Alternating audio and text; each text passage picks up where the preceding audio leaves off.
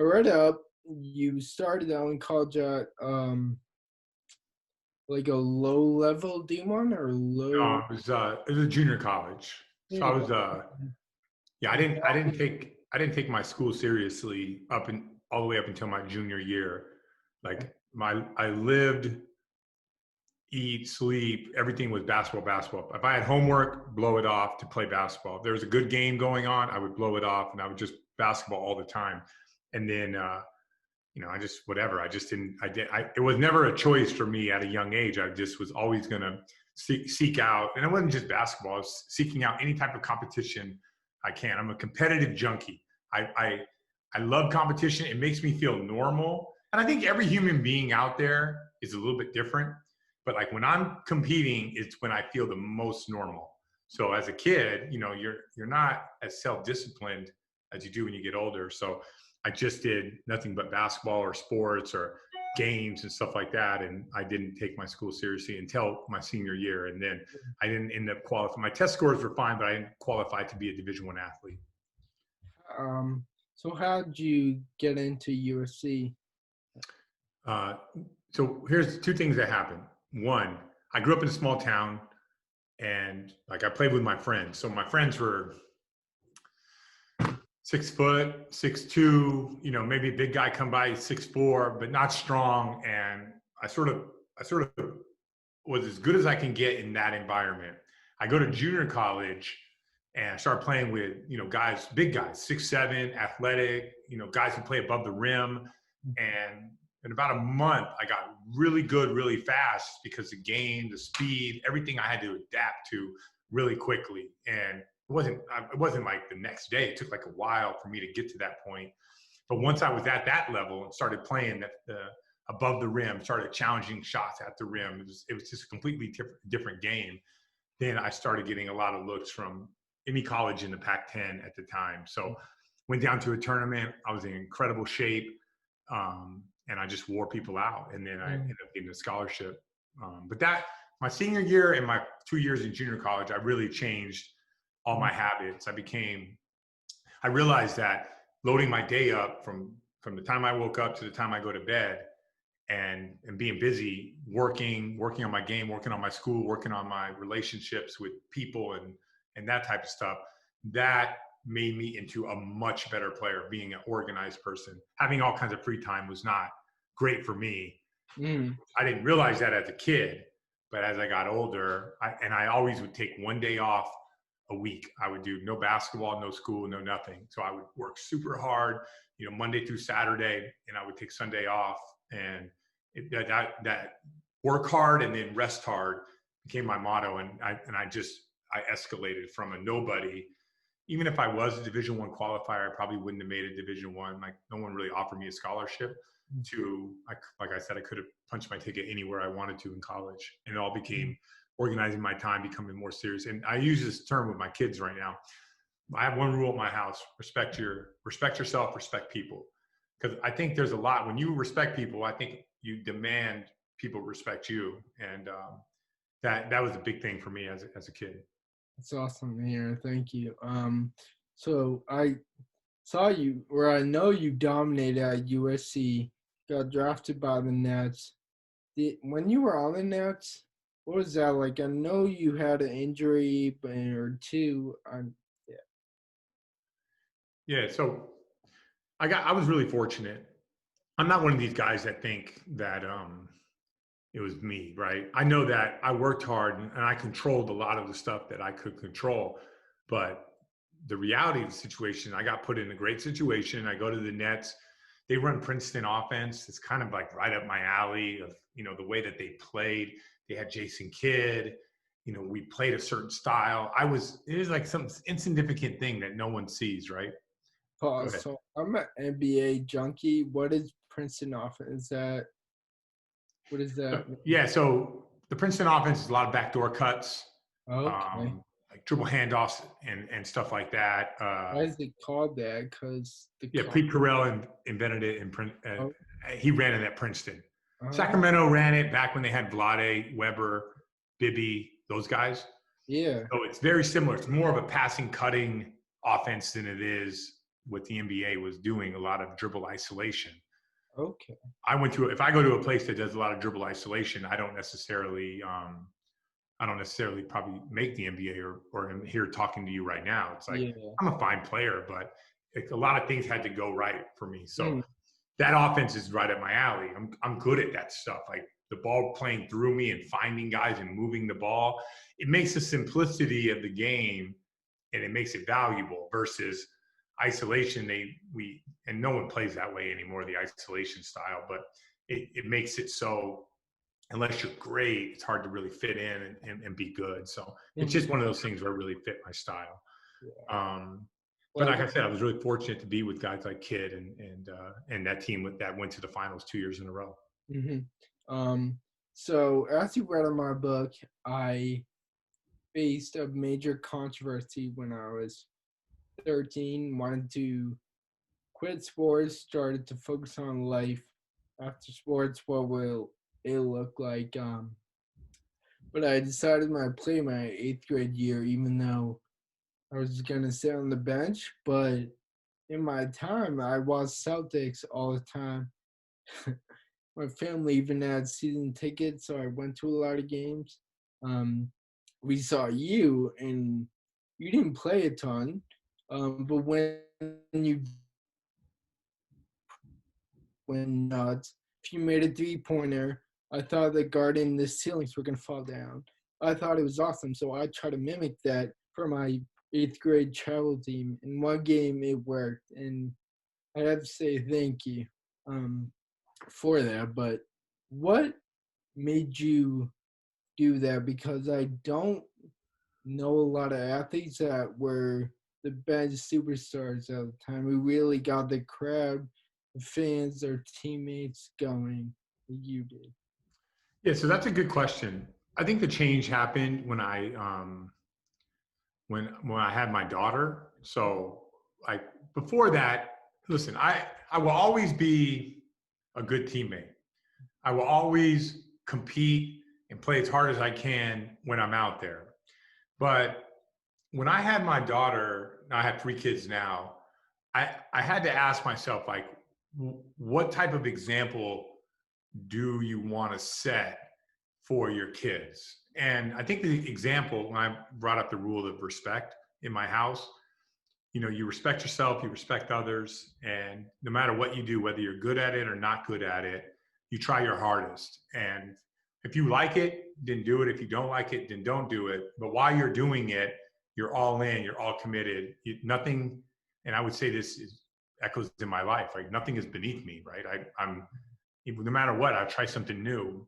I just released a Scal's ready to drink vodka. I released a pasta sauce.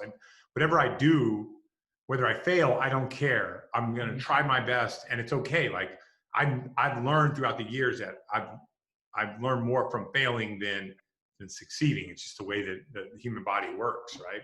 So I went in there, and believe me, playing at the end of a game, a lot of people think it's insignificant because the outcome is already determined. But I compete every possession to win the possession. I compete to block a guy out to get a rebound.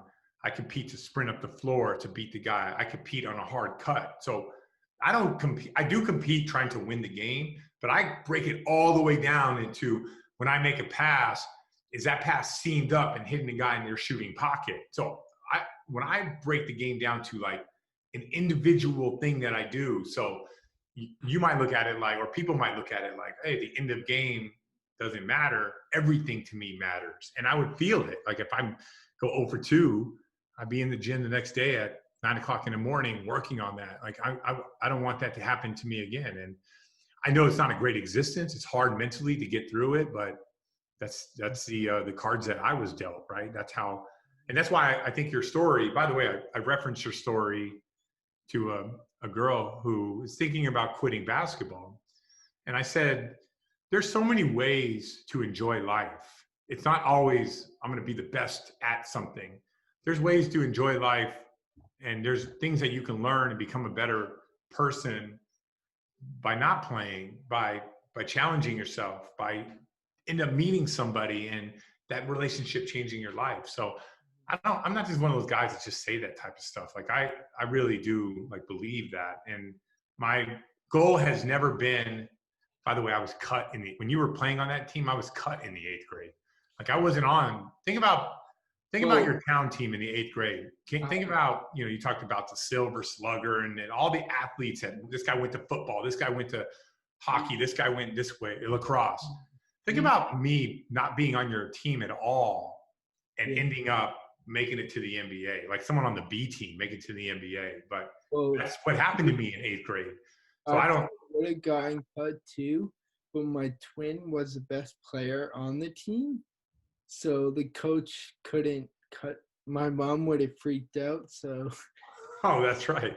I mean, Yeah. I'm glad I played because to this day, the kids I played with, 4 of them, I'm still best friends with, talk to all the time. So we're still good friends. So I'm kind of glad I played it. Did stink sometimes, but that's what I was gonna say. Like during the playoffs in your championship run, you didn't play a ton. I don't know if at all, but you were still electric. You still brought the energy. You still fired up the crowd, your teammates. So what drove you to do that? I'm a competitive guy. I'm searching to be. I can step away from the situation and realize that the whole situation is bigger than me. You've kind of already touched on it. Where you are now in your career from where you started is incredible. And you've already answered a few, but can you explain more challenges or adversity you've had to overcome to get where you are now? It's. I think so. A lot of people. I don't hang up. Like I never had to deal with a situation that you had to deal with, right? My adversity is all in perspective. My adversity is what I call short-term adversity. And that's like, even now, which my life is relatively good now. I got kids that play and I do what I need to do. I want to play hoops as much as I can, but sometimes my back goes out and I'm out for 4 weeks. Like these are all minor things.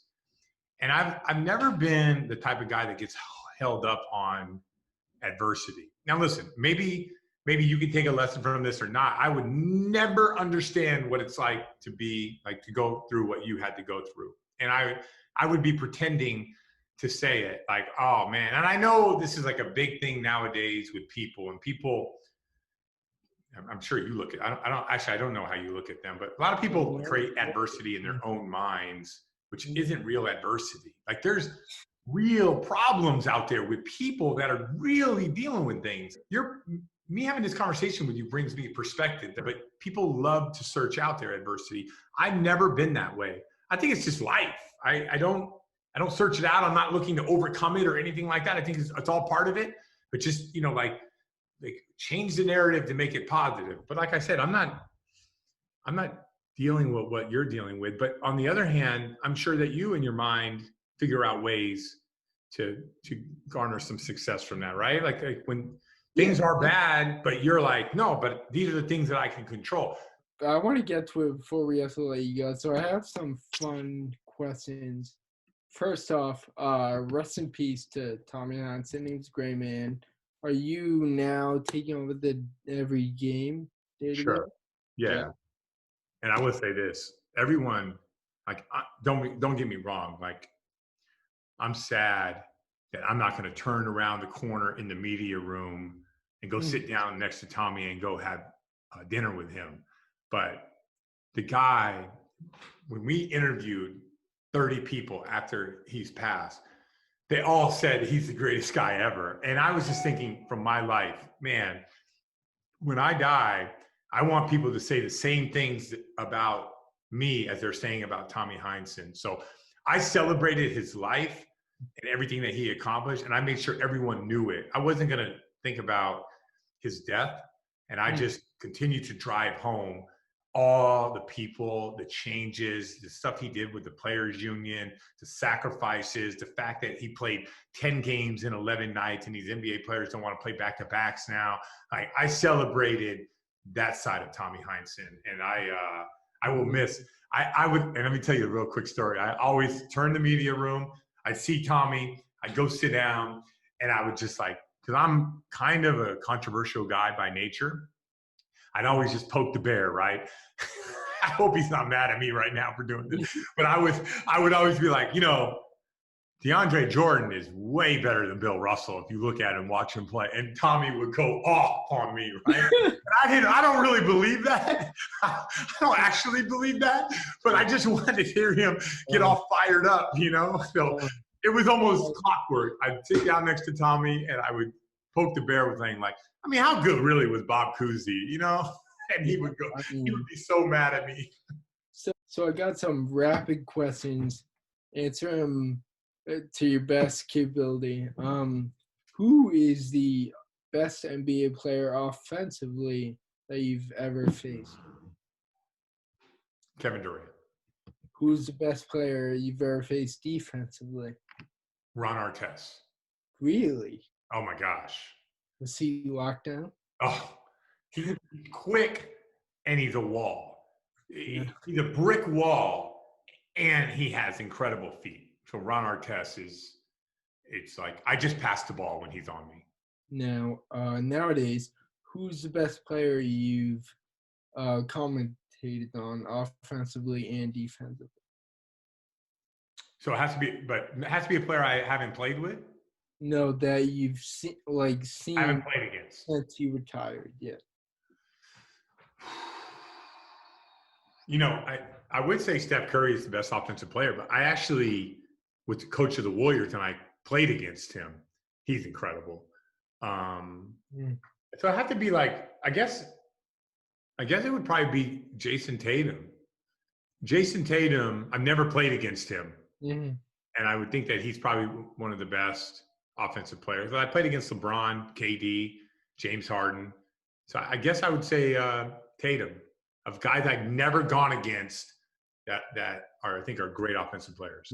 I think Giannis would be the best defensive player, but as far as like defensive instincts minus size, like obviously Giannis is long and athletic, but Marcus Smart is maybe the best defensive player I've ever seen, but I've never played against him. But his defensive instincts are incredible. And he can guard, like Tony Allen was great on the ball, but he couldn't guard guys off the ball. Smart can guard every position. Okay. That was my follow-up question, Tony Allen versus Marcus Smart. If you had one pick on defense in their primes, who would it be? So on the ball, Tony Allen is the best on-ball defender. Marcus Smart is the best overall defender. All the getting the loose balls, diving out of bounds and saving it. Tony Allen, though, on the ball is an incredible on-the-ball defender. Maybe better than Smart on the ball. Smart, he's gifted. He's smart. He's next level. But Tony Allen's exceptional on-the-ball defender. That's awesome. So my final question is, White Mamba, how did they come about?